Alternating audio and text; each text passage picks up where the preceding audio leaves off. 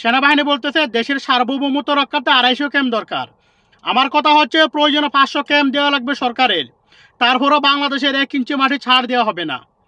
আগে 338টি ক্যাম্প সরকারিভাবে পাহাড় থেকে সরানো হয়েছিল। এগুলো সরানোর পর থেকে পাহাড়ের মধ্যে সন্ত্রাসী বেড়ে গেছে।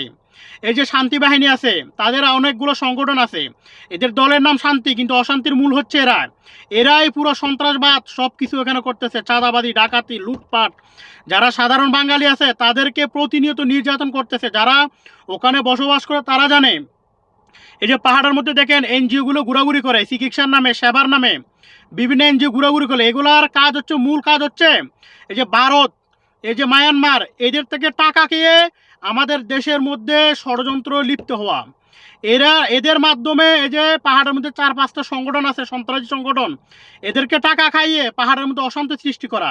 কারণ অশান্তি সৃষ্টি করতে পারলেই আমার পার্বত্য চট্টগ্রাম তারা দখল করতে নিতে পারবে।